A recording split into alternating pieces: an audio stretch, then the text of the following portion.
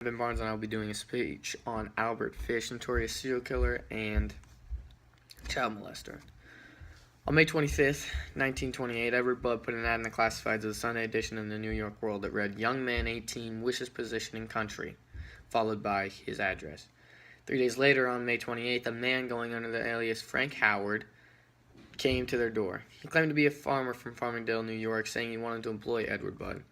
The 58-year-old Frank Howard met his younger sister, however, Grace Budd. His plans changed. Frank quickly made up the story that he must leave to go to his nephew's birthday party. Frank stated that it would be rude if little Grace did not go.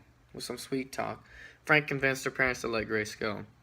What Grace's parents did not realize is she was leaving the house with none other than Albert Fish, or more commonly known as the werewolf of Wisteria. Grace Budd was never seen again. This Albert Fish was born in Washington, D.C. to Randall Fish. His father was 43 years older than his mother. Fish was the youngest child and had 3 living siblings. Many members of Fish's family had suffered from mental illness, and one suffered from religious mania. Albert Fish was regularly whipped and beaten by his father. Eventually, he figured out that the physical pain aroused him.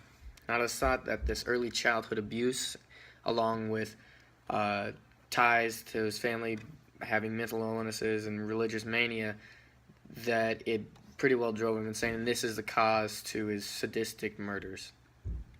When Fish was a young man, he was believed to commit his first attack on a young boy named Thomas Bedden. It was thought that Fish sexually abused a boy and probably indulged in sadomasochism. Later on, he was thought to have stabbed a mentally retarded boy in Georgetown, Washington, D.C. It is thought that several times through his earlier attacks on life that he would assault mentally retarded boys and African-American boys. He did this because he believed they would not be missed. Unfortunately, Mr. Fish's attacks became more sadistic and more often. On the day of May 28, 1928, Grace Budd was taken by Albert Fish. Fish, as stated earlier, pretended to be a man named Frank Howard from Farmingdale, New York. Originally, Fish had planned to mutilate Edward Budd, Grace's older brother, up until he saw his little sister. Once she was taken from her home, that day she was never seen again. It wasn't until 7 years later that the family of Grace Budd received an anonymous letter. Luckily, the police traced this letter back to Fish. I shall read the letter Fish sent unaltered to show us truly how sadistic the letter is and he was. The letter read, "My dear Miss Budd, in 1984, a friend of mine shipped as a deckhand to the steamer Tacoma Captain John Davis. They sailed from San Francisco to Hong Kong, China. Arriving there, he and 2 others went ashore and got drunk. When they returned, the boat was gone. At the time, there was a famine in China. Meat of any kind was from $1 to $3 a pound. So great was the suffering among the poor that the children under 12 were sold to butchers and cut up and sold for food in order to keep others from starving. A boy and girl under 14 was not safe in the streets. You could go into any shop and ask for steak chops or stew meat. Part of the naked body of a boy or girl would be brought up and just thrown on the counter. A boy or girl's behind, which is the sweetest part of the body, and sold as veal cutlet, brought the highest price. John stayed there so long he acquired a taste of human flesh. On his return to New York, he stole 2 boys, one 7, one 11, took them to his home, stripped them naked, tied them to the closet, and burned everything they had on. Several times, every day and night, he spanked them, tortured them to make their meat good and tender. First, he killed the 11-year-old boy because he had the fattest ass and, of course, the most meat on it. Every part of his body was cooked and eaten except head, bones, and guts, of course. He was roasted in the oven, all of his ass boiled, broiled, fried, stewed. The little boy was next. Went the same way. That time I was living on 409 East 100th Street, rear right side. I lived right next to this John. He told me so often how good human flesh was, and I made up my mind I should taste it. On Sunday, June the 3rd, 1928, I called on you on 406 West 15th Street. Brought you pot cheese, strawberries. We had lunch. Grace sat in my lap and kissed me. I made up my mind to eat her then. The pretense of taking her to the party, you said yes, she could go. Took her to an empty house in Westchester I already picked out. When we got there, I told her to remain outside. She picked wildflowers. I went upstairs. And stripped all my clothes off. I knew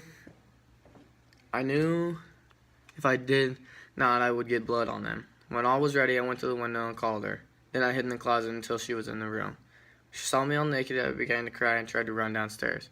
I grabbed her and she said she would tell her mama. First, I stripped her naked. How she did kick, bite, and scratch. I choked her to death and then cut her in small pieces so I could take the meat into my rooms, cook and eat it. How sweet and tender her little ass was, roasted in the oven. It took 9 days eating to try her body. I did not rape her, though. I could have. I wished. She died a virgin. Once again, excuse me for the minor cursing, however, I hope this shows how evil Fish was. It was thought that Fish used a knife similar to this. Wooden handle, long blade. This knife can be used as a butchering or just to cut fine pieces of meat. It was thought that several times Fish would take his victims, shove the knife into their abdomen, slice down, place his mouth to their stomach, and drink the blood from their belly. Luckily, the envelope was stamped in a peculiar way. Police traced the stamp back to the hotel in New York, which led them to a janitor who said he delivered the stamps to Albert Fish. Upon Fish's capture, he confessed to the killings of several hundred other young children. Now, while these cannot be confirmed, they are actually likely to be true. The Grace Budd murder, of course, was the most famous because this is the one that led to his capture. Although there are several other instances where Fish would kidnap a child, and then send a letter to their family later on. Fish was set on trial and almost immediately given the death penalty. Fish arrived at death row in March 1935 and was executed January 6, 1936 in the electric chair. His last words were to be something along the lines of how the electric chair is something he was looking forward to, which shall be the supreme thrill of his life. It was thought that Fish killed upwards of 200 people, mostly children. In fact, near the end of his life, he claimed to have had children in every state.